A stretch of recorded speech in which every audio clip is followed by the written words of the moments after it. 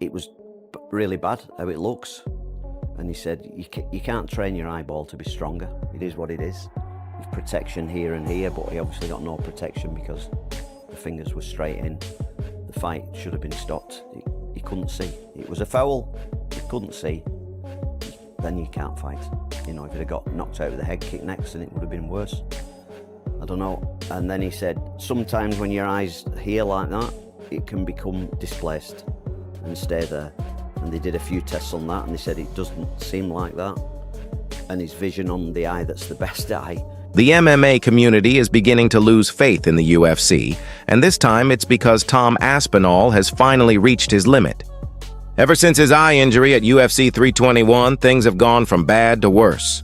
Reports say Aspinall is extremely frustrated with how the organization has dealt with the entire situation, from the controversial ending of the fight to the silence from officials and even the public criticism that followed. It's becoming more and more obvious that tension between Tom Aspinall and the UFC is reaching a breaking point interview. All that training for that? Yeah. Don't worry about it. Trying to be okay, mate. What the f is he doing? The left one was really deep. Both bad. The left one was really Both deep. bad. Sorry. Yeah, So sorry, you got mate. one The- twice the- Go before to it. Yeah, Go to Twice hospital. before he got one for it. Mike Bisping, he lost his eye. And it's just a horrendous thing to think as a parent, really. And I know what it's like these days with people saying what they want, but if it's just your son, and they could lose an eye and their health, and they've got children to look after, you know, something needs doing about it. Yeah, it's horrendous for me to look at that. Because it went a few minutes. It doesn't mean in any way, shape or form here that Tom Aspinall was struggling. He fucking wasn't. Ciryl Gane's a good technical fighter. He was making it more difficult to catch him. But it wasn't like he was dishing out loads of punishment just because Tom had a bloody nose from a punch. Fucking Floyd Mayweather had a black eye from fucking Deji. A little bit of damage when you're in there throwing big fucking fists at each other is going to happen sometime. It does not reflect the way the fight is actually going. Little bit of blood. When, as long as you can breathe out that nose, you are fine. And it's this context that in the MMA and fight world, people just fucking ignore for some reason. I saw Tom Aspinall on there land some nasty stuff too. I saw Tom Aspinall throw a high kick. I've never seen him throw a high kick. It is partly because he's never had to throw a high kick. There are layers to these guys' games that we have to find only when they're fighting someone that not only deserves to be in there with them, but can extend them to a point where they have to use all of their weapons. I mean, look, DC knows MMA. I'm not going to say he's talking total shit there, but I think if Tom Aspinall is being experimental in there and showing us things that he's not showing us before, I don't think for 1 second it's because I'm going to struggle here. I need to throw a high kick. I've never done that before. I don't think that's in his mind at all. He's so comfortable in there. He is showing more of his skill set that he has said he's been working on. And Since the no contest result against Ciryl Gane, fans have been waiting for some kind of official word from the UFC, but all they've gotten is silence. No medical report, no reassurance, not even a public statement recognizing how serious the injury really was. It was Tom Aspinall himself who finally spoke up, sharing photos of his swollen, injured eye and explaining that he's been in and out of treatment ever since that brutal poke. Behind closed doors, sources close to his camp say Tom and his team feel completely let down, abandoned by the very organization he stood by since the beginning. Until John submitted him.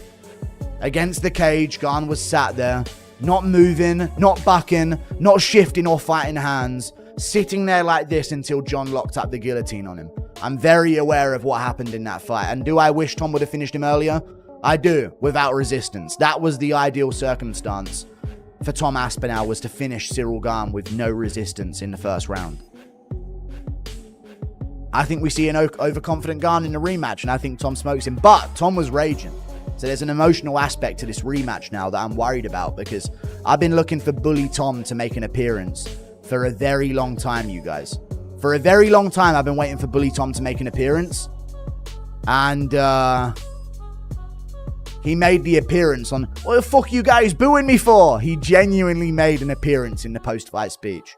The fuck you guys booing me for? I got fucking double eye poked. A double eye poke landed. Insane. Crazy. Horrible result for the main event. Worst case scenario. All things come together. It's weird how MMA works, is it not? Dirtiest fighter on the heavyweight roster, Ciryl Gane, constantly cheats every single fight. He's a dirty little French cunt. John Jones is the nemesis of Tom Aspinall.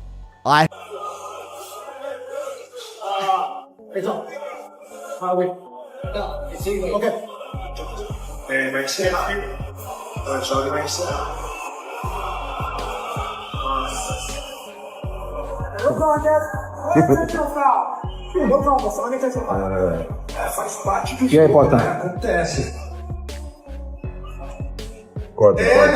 Guys, I just got fucking poked knuckle deep in the eyeball. What the why are you booing? What am I supposed to do about it? I didn't do the fucking poke. I can't see.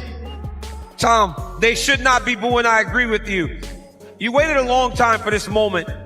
Talk to the disappointment of this being how it ends. This is bullshit. The fight was just getting going. Were you just calling him out as you felt like you wanted to get that shot, or were you calling him out because you were able to continue from the eye poke?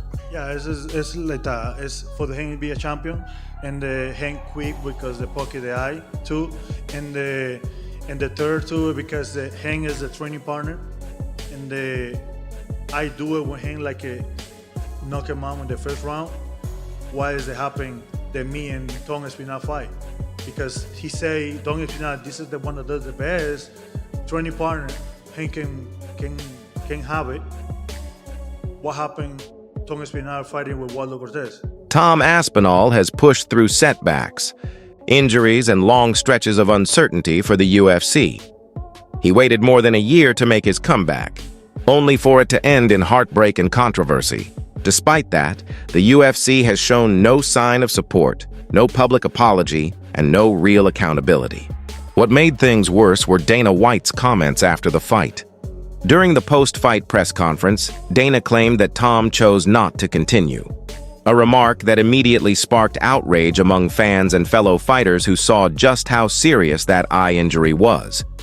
To many, it felt like Tom was being blamed for protecting his own health instead of being respected for his courage. I mean, you pretty much covered the whole Dana White saying he didn't want to continue. Tom didn't want to continue in the fight, so the rematch is very interesting.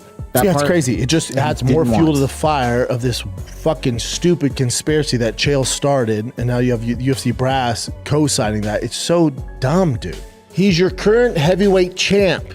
Now the face of the UFC and one of the biggest voices in the UFC has somehow put the narrative that he's weak and that he quit. You're hurting your brand. The face of the division, the narrative now is that he's a quitter and he didn't want to fight. That's your champ. No matter DQ, no contest, that's your fucking heavyweight champ of the world. He's supposed to be the baddest man on the planet. Now the narrative, for people that don't know shit about MMA, is that he has quit in him.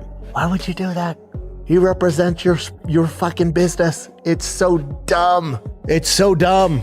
And now some of the casuals are like, I'm not watching him ever fight again. He quits. Now it hurts your bottom line. And for what? Why not give the number one heavyweight in the world the benefit of the doubt that he couldn't fucking seek? They got poked in both fucking eyes and you just go, terrible fucking circumstances. We're going to rematch it as soon as Tom's ready. I can't wait to see it. That's it. You don't push this shitty narrative down the road and sabotage your heavyweight champ. There's a lot of talk about, did Tom quit? Did Tom end it too early? Could he have cleared that eye? Was he unable to really see? Could he have gotten through it? This is all true, and we will only know if Tom comes out and tells us. We'll never know how bad or how severe. We'll never know that. That's only ever going to be known by Tom Aspinall. But what we can talk about is that how egregious that eye poke was. And Ciryl Gane did that. He ruined the fight by having that terrible eye poke, right? You just have to keep a closed fist. And we've seen it in so many other events. It's really starting to ruin mixed martial arts. Do you really feel that Aspinall decided not to keep fighting on purpose because he thought that this fight wasn't going to go his way? Over there. I know. I'm going to. I'm going to get, first and foremost, it was a foul, and Ciryl Gane's the one to blame for it. But from the optics and the way that it looked, his eye was closed when he got poked in it. He was saying he couldn't see, and he wasn't even trying to open his eye to see if he could see. Like, obviously, I have no idea. I'm not there, but you see the pictures afterwards. His eye looks fine. I've seen a whole finger go in someone's eye and they keep fighting, right? So I don't know, but I feel like he might have taken the easier way out. It's a no contest. You got to come back. He gets paid $3 million. Do Wait, it again. he still gets paid as if they fought the full fight? They fought. This don't make the show money. Tom Aspinall didn't stop because he wanted to. He stopped because he had no choice. This wasn't about toughness or determination. It was about protecting his vision, his safety, and his future in the sport. After the fight, Tom's father, Andy Aspinall, publicly voiced his disappointment with how the UFC handled everything. From the lack of immediate medical concern, to Dana White's dismissive remarks, to the fact that no one from the organization even checked on Tom while he was in the hospital, it all painted a troubling picture. The whole ordeal has left not just the Aspinall family disheartened, but fans as well, who feel that loyalty and courage deserve more respect than silence. Wouldn't it be interesting if Tom came out and said, no, I'm not going to rematch him. He's a cheater. Why would I rematch a guy that already cheated, that violated not one of my eyes, but both? I gave him his chance. He chose to cheat, and I'm going to move on. If Tom took that stance, which he's not going to do, I'm saying, but for fun, I think he'd have a lot of people that supported him. For some reason, Ciryl has come out of this thing with his hands clean. He's the one that did the poking. This notion of intentional versus unintentional is the stupidest shit in sports. Period. You don't hear it anywhere else. Yesterday, I'm watching the New York Knicks against the Miami Heat. Knicks are down like 8 or so. They have the ball. Josh Hart gets called for an offensive foul, illegal screen. Do the referees converge and say, like, did he mean to do that or did he not mean to do that? No, a foul is a foul. Ball goes the other way. Let me ask you a question. Super Bowl, a couple years ago, all-time great game, Eagles, Chiefs, pass interference, end of the game. Do the refs converge and say, did he mean to do it? Did he mean to bump him or not? No, foul is a foul. Foul is a foul, which means a foul is a DQ. That should have been a DQ victory for Tom Aspinall. That should have been a DQ loss for Ciryl Gane. And let me be very, very clear right here and now. I don't think Ciryl did that on purpose. Why would he have done that on purpose? Why would he have tried to foul his opponent? But it doesn't matter. An illegal maneuver is an illegal maneuver. An illegal foul is an illegal foul, whether you meant to do it or not. Oh, keeps eye poking, man. Once again, it's MMA. If somebody's coming at me and I go like this, it's my hands coming out. It's a natural reaction. It's a natural reaction. That's one thing people don't understand. Like, it looks like the other eye got more penetration than the one he's closing right now. What the fuck? That sucks ass. He was fighting a wonderful fight. Right there, we can see that, like, that's how you can get Tom Aspinall troubles, is by always turning the angle on him, never giving the opportunity to run you over. Obviously, the accident foul was an accident, right? But the way he had his hands on Tom Aspinall's face is the correct technique to do. If you go back and watch John Jones, he's a great eye poker, but if you go back and watch the greats who do body kick, if you go back and watch my fights, when I throw body kicks or I throw leg kicks, my hands are here, they're open. So once again, you're never going to... The heavyweight division is in complete chaos right now. Tom Aspinall still holds the interim title, yet there's no official word on his recovery or his next fight. Meanwhile, John Jones keeps teasing a potential clash with Alex Pereira, and Dana White's hints that Pereira could move up to heavyweight have only added more confusion. Many fans see this as another blow to Tom, who has remained loyal and respectful throughout his UFC career.